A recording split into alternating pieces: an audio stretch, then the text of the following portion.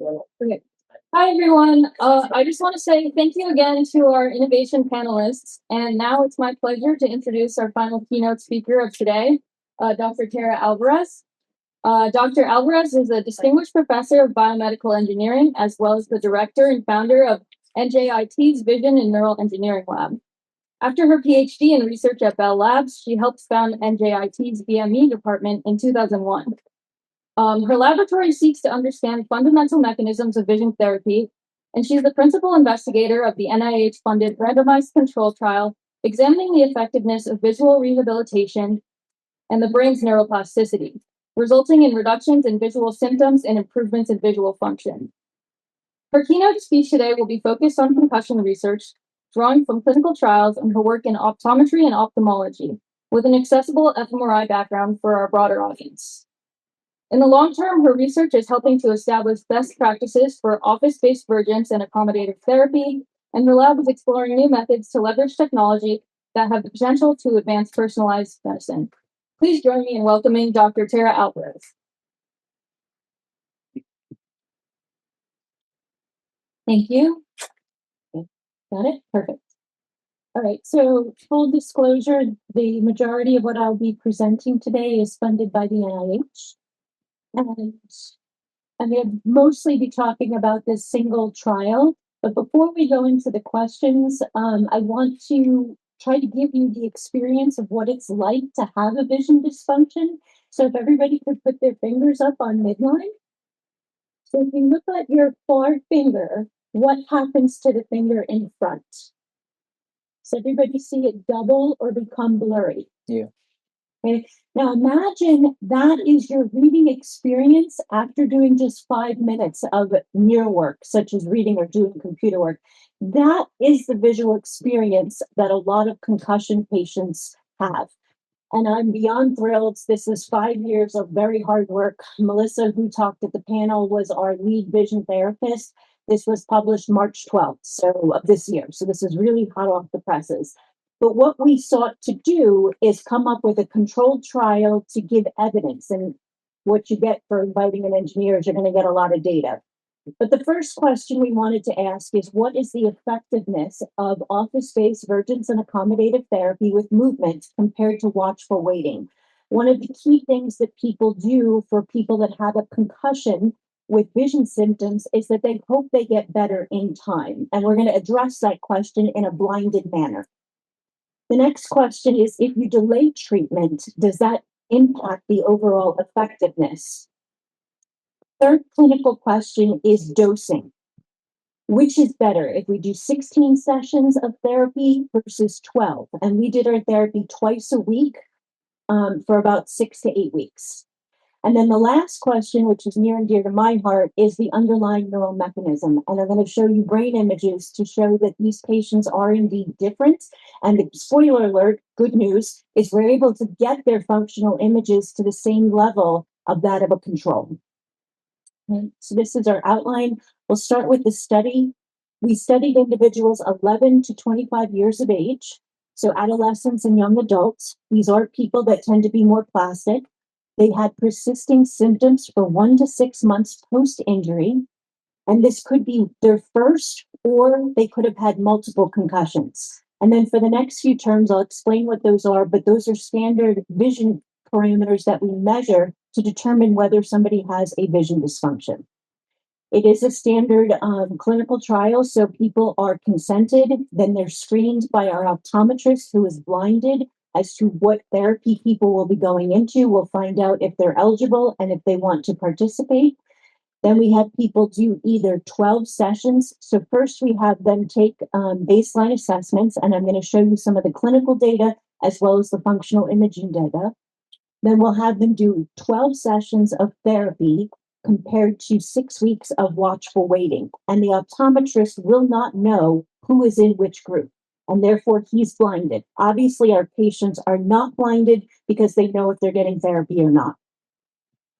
Then the people that had therapy will have 4 additional sessions so that we can answer our dosing question. And the people that are in the watchful waiting group will start therapy so we can address the question whether or not delayed treatment has an impact to overall effectiveness.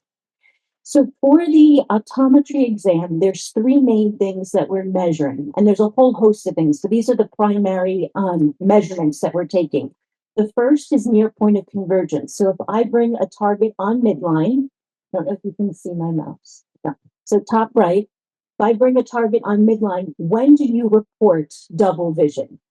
The next one is positive fusional vergence, and you can think of that like range. How well is their visual range from near to far? And the last one is their visual symptoms, where we use the Convergence Insufficiency Symptom Survey to quantify symptoms.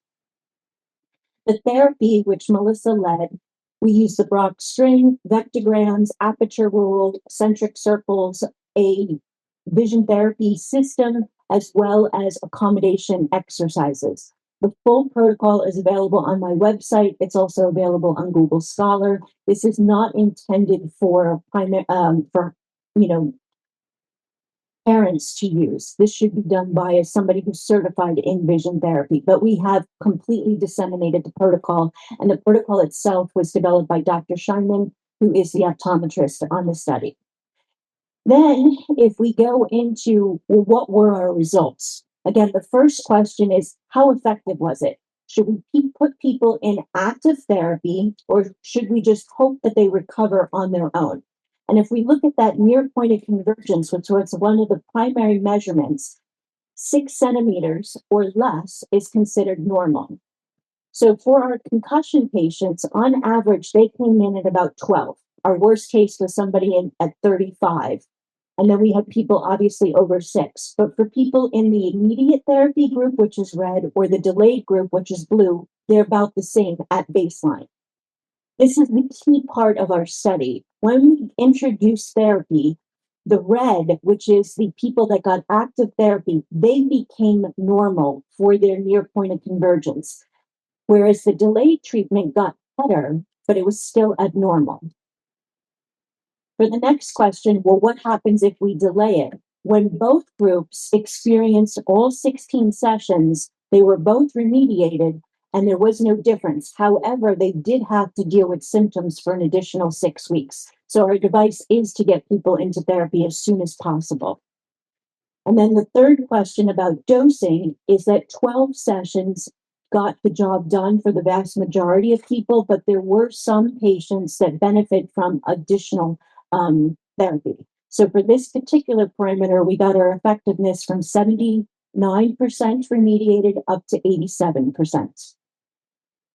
Then if we look at those other two parameters I talked about, the range, which is on the left, 15 prism diopters is the unit, and higher is considered normal. So at the beginning of treatment, there's no difference between the groups. However, the one that got active treatment, which is the red, substantially improved, and they were on average in the remediated group or cured. Whereas that in the delayed group did show some improvement, but still were considered abnormal. And then when both groups got the 16 sessions, there was no difference between them. For symptoms, we were able to ask the question, well, how did you feel before your concussion? And about half of our patients, and there were 106 total in the study, 102 completed the protocol. We had 4 dropouts. How did you feel before your injury? And half of them were first-time concussion sufferers. The other half had 2 or more. And again, 21 is considered our cutoff line for being symptomatic or not. So before the injury, they were not symptomatic, but after injury, they were both groups were very symptomatic. However, the group that had active therapy, which is again the red, they went back down to their pre-injury levels and actually a little bit better. But those who did not have therapy or were in the watchful waiting group, they did not remediate to the point where they were not symptomatic. And same take home message, when you do complete therapy, 16 sessions, there was no difference, but the people that were in the delayed group had to deal with symptoms and a delayed return to activities. So school, sports, work, so on. Then if we look at different percentages, if you want to look at, and I apologize, I don't know why that's shifted up, but the first question, which was effectiveness, if we look at the different clinical parameters individually, it's a very clear story. If you get into active treatment, you get better. fairly quickly after 12 sessions. But if you're in the watchful waiting group, you do not experience natural recovery from just taking a rest. Next, oops. Okay, and again, this are shifted. If you look at the delay, what happens if you delay groups? Is there an impact to the overall effectiveness? Now, remember, we're studying 11 to 25-year-olds, so I don't know if this would be the same result if you studied people that were much older. And I do not know if we kept the delay substantially longer, which our clinicians, we specifically work with pediatricians, felt that was unethical to have anything longer than a 6-week delay. But you can see that the effectiveness rates are virtually the same. And for the dosing question, how is 12 versus 16? 12 does a very good job, but there are some patients who benefited from having the additional 4 for a total of 16 vision therapy sessions. Now, a lot of people, and you heard this from Ray, concussion patients talk about fatigue, and that's also true with the visual system. So one of the things we did out of our lab is we tried to standardize what's called the VOMS protocol, which some of you may be familiar with. It's the vestibular ocular motor screening test. Our tool is the ocular motor assessment tool. And here what we do is we have them do horizontal saccades, so that's looking left and right for 1 minute, vertical saccades, so looking up and down for 1 minute, and vergent jumps, which is looking far to near. And what we did is we asked them about their symptoms. We specifically asked about headaches, dizziness, nausea, and fogginess. And we asked them to rate it on a 0 to 10 scale, where 0 is I'm fine, 10 is I'm horrific and I want to just stay in bed. So we asked them when they first come into the office, so what their symptoms are, and we measured the number of saccades. And we do that at baseline, at outcome 1, where one group got 12 sessions, the other group was in watchful waiting, and at outcome 2, when both groups had the 16 sessions. And you can see this nice progression in the ability to do more and more saccadic, which is the side-to-side eye movements we use while reading. Same story with vertical saccades, that's looking up and down. And where we find statistical significance, which makes sense because we're working with people that have a convergence or the ability to move their eyes inward, that's where we have the dysfunction. These patients have that specific ocular motor dysfunction. And here what we see is those that had the active therapy improved significantly more than those in the delayed treatment. The more interesting thing is we wanted to really assess symptoms from when they first walked in the door till after they did 3 minutes of eye movements, 1 minute of horizontal saccades, 1 minute of vertical saccades, and 1 minute of vergent jumps. And this becomes interesting. So for all patients, on average, their headache increased from when they first walked in the door to after doing just 3 minutes of eye movements. In addition, their dizziness rate also increased by about a 2-point scale. At outcome 1, where the blue group received active treatment and the red group was in the watchful, I'm sorry, I said that reversed. The immediate group is in blue, and they're more symptomatic than those, and I reversed the colors, but I forgot to give you the newer slides. But the worst group is in the watchful waiting, and the ones that got active therapy have a reduced symptom score, and the rate of change of symptoms is also less for those that had active therapy. And that was true for headaches, which was statistically significant, and we got a trend for dizziness. But after 16 sessions for both groups, the symptoms really were significantly reduced when they first walked in the door, and they didn't increase after we did 3 minutes of eye movements. Okay, now we get into, my favorite section, which is what's going on in the brain. Why are they seeing these differences in symptoms and vision function? That has probably something to do at the neuronal level. So there's 3 main theories that we're actively testing. So choices A, B, and C. And I too like choice D, which is we're going to see a combination of all 3. But the first theory we're testing is, well, what exactly is vision therapy doing? And the first idea is perhaps what vision therapy is doing is taking neurons and getting them to cooperate better. And they're actually firing their action potentials more in synchrony with one another. So a conductor conducting an orchestra in harmony with one another. The second idea is this idea of neuronal recruitment. Some of our cells are broadly tuned, so we can coerce them to do a task that they may not have done or they're not doing as well after the injury. So this would get measured as an increase in spatial extent from an imaging study. So more cells are starting to participate in the task. I actually will not be showing this, but we are actively working on resting state connectivity. We're working with Michael Cole, who is doing active flow analysis to look at network analyses. And this concept is not just which individual area of the brain is active, but how are the connections between them or the roads? Are we basically getting rid of those potholes? And the therapy is actually repaving the road and making a stronger connection between regions of interest. So if you haven't done much in functional imaging, this is my tutorial on fMRI in 2 slides. This is an example of a structural MRI scan. Okay, it takes about 8 minutes to acquire, and it's got beautiful resolution of about 1 millimeter. Definitely not getting down to what we see at the animal levels, but this is what we can do on humans. We used multiband, so our time resolution substantially improves because now we can get a whole volume of the brain in about 0.77 seconds. But you can see the trade-off there is we lose resolution. So now we're at about a 3 millimeter resolution as opposed to 1, but we're getting these images much faster. The other key thing with the F and fMRI is that it's functional.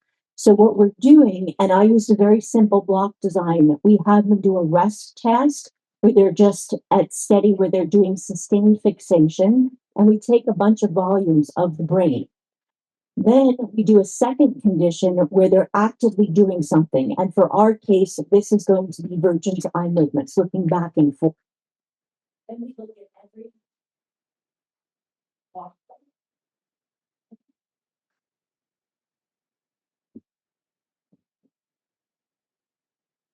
Can everybody hear me? Put on my professor voice and just speak very loudly. Then what we do is we look at every single voxel, which is a three-dimensional pixel, and we see how does this we see how each voxel correlates with our experimental design. So we're looking for time series where the voxels, which is looking at the blood oxygenation level dependent. So we're specifically looking at blood flow. So it's an indirect measurement of metabolic activity from our task. So now we go back to the study, and there's 3 main questions we wanted to ask about the underlying neural mechanisms. The first one is, could we see a difference between the concussion patients and normal healthy controls? So in terms of our experiment, we used a Prisma, which is a 3 Tesla. We use multiband. Our experiment is sustained fixation versus active Virgin's eye movements, and we do that for 10 blocks, where we start with a rest block and end with a rest block. In terms of what people actually looked at, you can all put your fingers up side to side, and if you cross your eyes, depending on how well you do it, you will be able to see a middle finger in the middle. And that is basically that's a disparity stimulus. So we gave people boxes to look at, and the more they crossed their eyes, they would get this illusion. So they would be able to see things in depth. And we did a small training, not therapy, but just to make sure that they could do the task. And when they could report that they see boxes in front of each other, then we knew they were doing the task correctly. We also recorded eye movements while they were in the scanner. So in terms of what we saw, We did see the Virgins Network, and my lab has been active in this for about 15 years in the frontal eye field, supplementary eye fields, parietal eye fields, as well as the oculomotor vermis and the cerebellum, and V3, which processes that. For the concussion patients, and we had 46 controls, 59 concussion, you can see that there's less red in the scans. And the more red, the more metabolic demand there is. So that means that more cells are firing in synchrony. So while the concussion patients can do the task, they cannot do it as well as the controls. Then when we do an unpaired t-test, we find that the cerebellum is significantly different, parietal eye field, which is where visual attention, and again, another key complaint from concussion patients is they have a decreased attention span or they're very distracted, and we see it in V3. We're also exploring different analysis techniques because I also see differences in the frontal eye fields and supplementary eye fields. But when we do our correction for multiple comparisons, we lose that significance. But there may be stuff in there, and we have to do more work there. Okay, so now we show that there are indeed differences. And while structural MRI doesn't show it, functional MRI using our test and our image processing techniques does show it, and we show it to a significant level. So now we're going to ask the question, and we've got patients come in, we do baseline scans. Then they go to Melissa, they do the therapy. They come back and we do the scan again. Was there a change? Okay, so this is our baseline recordings before therapy. Same 54 people after therapy. And you can see again, when I look at the parietal eye field, I see more red. When I look at the frontal eye fields, the blue arrow, I see more red. I also especially see it in the cerebellum, specifically the oculomotor vermis, which is the vermal 6 and 7 region. Then when we do a paired t-test, indeed cerebellum, which was one of the reasons we're going to interpret this, is if you've had a concussion and you haven't properly healed, you are more likely to have a secondary concussion. And it could be that your cerebellum, which is your balancing area, is off and it's not healed yet. Last question we wanted to ask is, did the therapy get them back to what controls showed? Okay, so Melissa's done her job. She's done great. The people are not symptomatic anymore. They're back to school. Are they at the same level as controls? And lo and behold, the answer is yes. So we showed this in a different manner in that we want to show how insignificantly different the controls and the concussed after therapy are.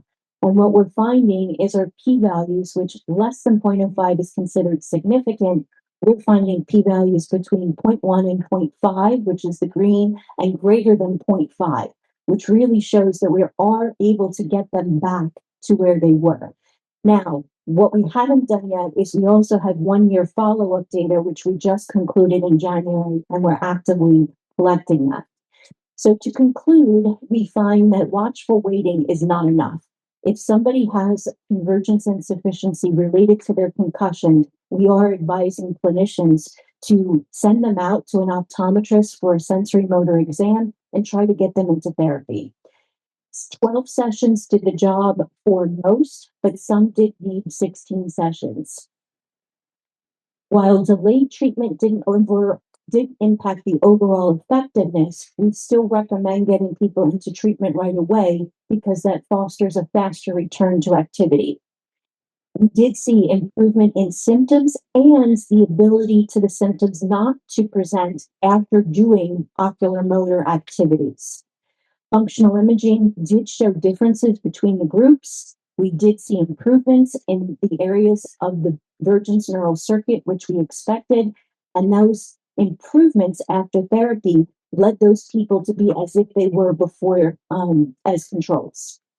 In terms of where we're going, we still have to do all the objective eye movement recordings we need to do. We're doing our resting state connectivity analysis. We also would like to use artificial intelligence to use our imaging and eye movement data to come up with predictive algorithms for who may improve more. And we're going to leverage technology-specific virtual reality, where our patent is to basically have a person navigate a game with their eye movements. And that's where I'd like to end. So thank you for your attention.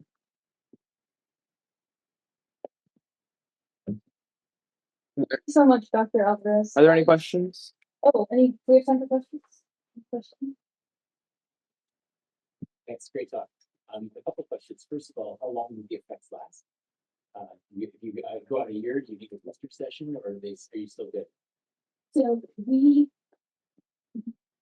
do have 1 year follow-up study, which ended in January. So I'm talking like just a few weeks ago. And we're still actively publishing data that's from the therapy itself. So I'm hoping this summer to analyze that data. Preliminary, and I don't have the statistics yet, the therapy did stick, meaning we didn't need to do booster. However, like a lot of our, these are adolescents and young adults, they're in sports and have had concussions since they left the study. So some of them did need additional therapy, but we had to run the statistics. But it seems so far to have stuck. Great. And then the next thing is, do you wait to treat people's severe migraines before you get into the therapy? Anecdotally, we think that people go to therapy, they still don't lose all the migraines and stay forcing them out. So we do a full history and we ask them to do self-reporting ADHD. We also specifically ask about migraines. And some of the questions we ask is, where are your headaches or migraines before you've got the injury and then afterwards? And what we were able to do is to get them to their pre-injury state. So if somebody was a migraine sufferer before the injury, we did not fix their migraines. They still had migraines when they left the study, which is why we've got some variability in those symptom reports. But they had a migraine history before the injury. But it's a great question.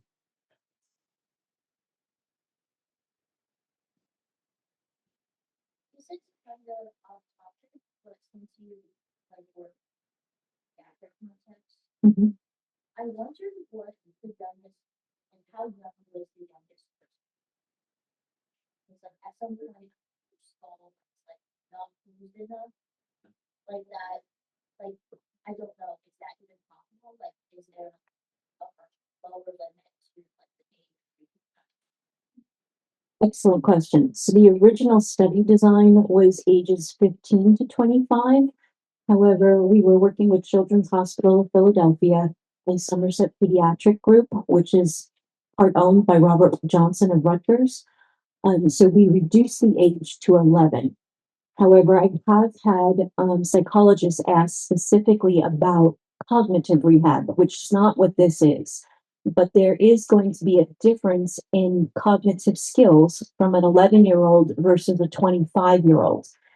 However, we are concentrated on eye movements, and the eye movement system is underdeveloped in infants and toddlers, but by the age of 11, it's pretty established.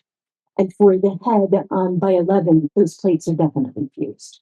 But it's an excellent question. So we expanded the range because of practicality. We needed to get people to study because, as was said in the panel, TBI, even concussions, is extremely heterogeneous.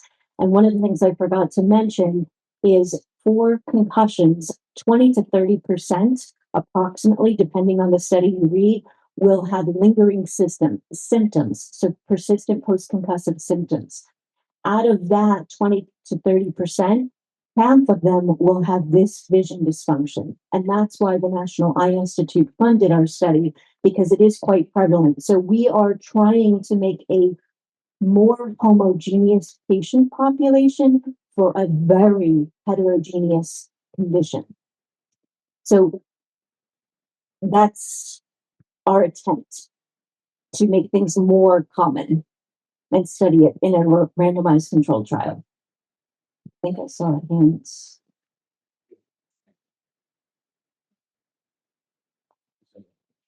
Okay. All right. Thank you.